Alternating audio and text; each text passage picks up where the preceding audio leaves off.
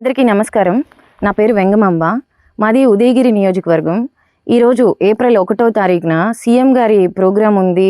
కాన్స్టిట్యుయెన్సీలో pension పంపిణీ కార్యక్రమమే కానీ ఏదో చిల్డ్రన్స్ పార్క్ ఓపెనింగ్ ఇలా కొన్ని జరుగుతూ ఉన్నాయి కార్యక్రమాలని తెలిసింది.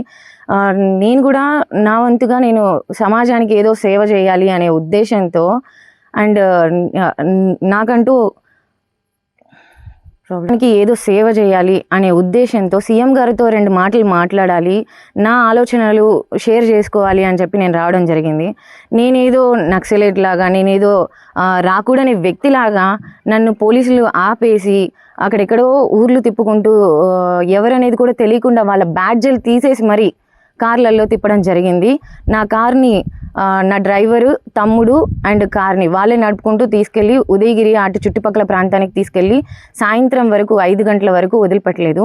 అలాగే నన్ను కొత్తపేట గ్రామం సైడ్ తీసుకెళ్ళేసి సాయంత్రం వరకు అలాగే కూర్చోబెట్టారు. సో సీఎం గారి మీటింగ్ అయిపోయే వరకు నన్ను వెళ్ళే ఛాన్స్ ఇవ్వలేదు, నన్ను అలౌ చేయలేదు. సో నేను అంత తప్పు ఏం చేశాననేది నాకైతే అర్థం అవ్వట్లేదు. నేను ఒక రాజకీయ నాయకురాలను అయితే కాదు, ఒక సామాన్య ఓటరు, ఒక టీడీపీ సభ్యత్వం ఉన్నటువంటి తెలుగుదేశం పార్టీ యువతిని అంతే. కానీ నా మీద ఇంత కక్షపూరితంగా ఈ కాకర్ల సురేష్ గారు నన్ను ఎందుకు ఇలా టార్గెట్ చేసుకొని బిహేవ్ చేస్తున్నారనేది నాకైతే తెలియదు.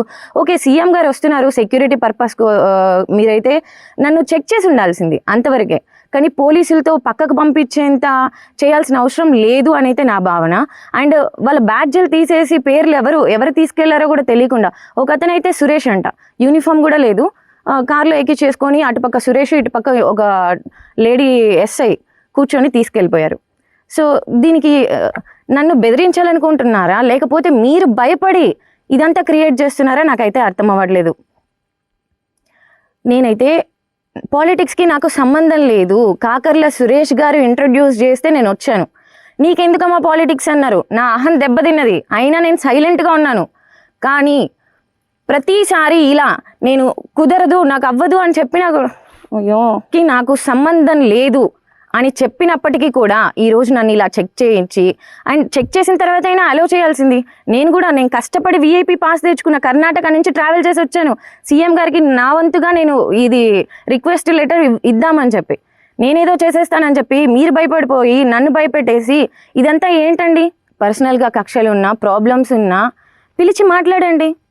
ఇలా పోలీసుల్ని పంపించి నన్ను పక్కకు తీసేయడం ఏంటండి? నేను అందరితో పాటు ఒక సామాన్య వ్యక్తినే. మీరు ఎందుకు ఇలా స్పెషల్గా ట్రీట్ చేస్తున్నారో నాకు అర్థం అవ్వట్లేదు. అక్కడి నుంచి రాత్రంతా నిద్ర మేల్కొని మరి ఆంధ్రాకి వచ్చి నేనేదో సీఎం గారితో మాట్లాడాలని వస్తే మీరు నా పనికి ఆటంకం కలిగించడమే కాకుండా నన్ను కిడ్నాప్ చేసే రీతిలో బిహేవ్ చేయడం ఏ మాత్రం కరెక్ట్ కాదు అని అయితే నేను చెప్తున్నాను. నేను ఆల్రెడీ చెప్పాను, క్రిందటి వీడియోలో నేను ఆల్రెడీ మీకు క్లియర్గా మెన్షన్ చేశాను. ఆ విషయం గురించి చాలా బాధేసింది. సడన్గా అంత పెద్ద వర్డ్ నా మీద రావడం అనేది, ఆ ట్రాప్ అనే వర్డ్ రావడం అనేది నాకు చాలా బాధాకరము. ఆ విషయం మీద ఎంతో బాధపడ్డాను, కానీ వదిలేశాను, ఇంకా అవసరం లేదు అని వదిలేశాను. కానీ నా దగ్గర ఉన్నాయి ప్రూఫ్లు, నేను ఎందుకు వెళ్ళాను అనేది కారణం నా దగ్గర ఉంది, చూపిమంటే చూపిస్తా.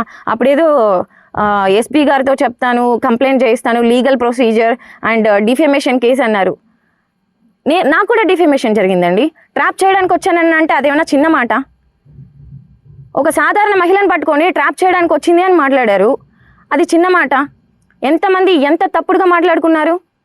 నేను డిఫమేషన్ కేసు వేస్తే ఏంటి పరిస్థితి? నాకు రైట్స్ ఉండవా? ఒక సామాన్యులకు రైట్ ఉండదా?